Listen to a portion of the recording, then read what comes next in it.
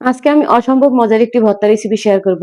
প্রথমে এখানে দিয়ে দিচ্ছি ডাঁটা শাক, 2 টুকরা আলু, 2 টুকরা রসুন, পেঁয়াজ, পানি দিয়ে এটা আমি ভালোভাবে সিদ্ধ করে নিব।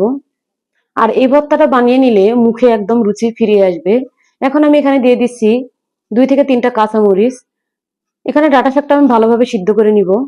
এটা পানিটা শুকিয়ে যাওয়ার পরে আমি এখানে দিয়ে দিলাম সরিষার তেল।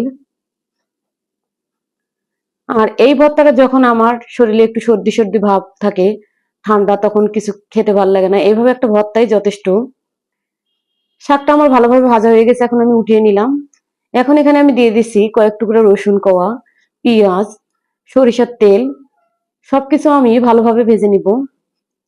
এখানে আমি ঢাকনা দিয়ে দিচ্ছি যাতে রসুনটা ভালোভাবে সিদ্ধ হয়ে যায়। সবকিছু লালচে কালার হয়ে গেছে, এখন আমি এখানে শুকনো মরিচ দিয়ে দিচ্ছি। শুকনো মরিচটা একদম মুচমুচে করে ভেজে উঠাবো।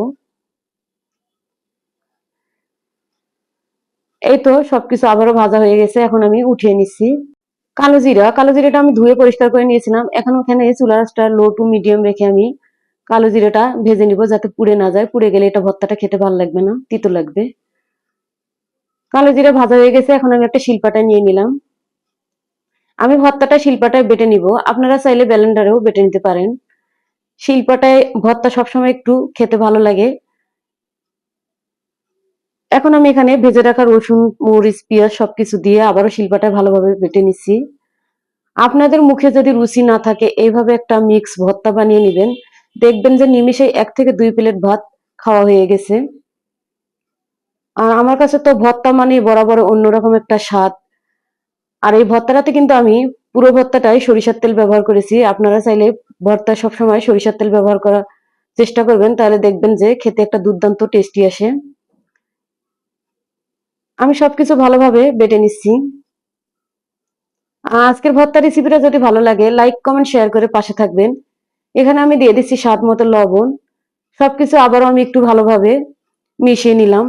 আর এই ভর্তা গরম ভাতের সাথে একদম জমে ওঠে। এই তো ভর্তাটা আমার হয়ে গেছে বানানো, এখন আমি উঠিয়ে নিলাম। অবশ্যই আপনারা এভাবে ঠান্ডা জ্বরে ভোগান্তিত হলে এই ভর্তাটা, কালো জিরে ভর্তাটা বানিয়ে নেবেন, দেখবেন যে একবারে শরীরটা চাঙ্গা হয়ে যাবে। আর আজকের রেসিপিটা আপনি কোথা থেকে দেখছেন অবশ্যই মন্তব্য করবেন, যাতে আপনাকে আমি ধন্যবাদ দিতে পারি। আর ভর্তা মানে বরাবর লোভনীয় খাবার আমার কাছে, তাই একটু খাবারটা ভর্তা দিয়ে গরম গরম ভাতের সাথে খেয়ে নিচ্ছি। আশা করি আপনাদের কাছে রেসিপিটা ভালো লেগেছে। আর এটা অনেক কিন্তু টেস্টি হয়েছে এই ভর্তাটা। অনেকে ভাবে কালো জিরে ভর্তা তিতো হয়, এটা একদমই কিন্তু তিতো হয়নি, যেহেতু আমি ডাঁটা শাক মিশিয়ে নিয়েছি। আপনারা ডাঁটা শাকের পরিবর্তে এখানে একটু বাদাম মিশিয়ে ভর্তাটা বানিয়ে নেবেন, দেখবেন যে কালো জিরে ভর্তাটা একদম তিতো হবে না। সবাই ভালো থাকবেন, সুস্থ থাকবেন। আজকের মতো এ পর্যন্তই। আল্লাহ হাফেজ।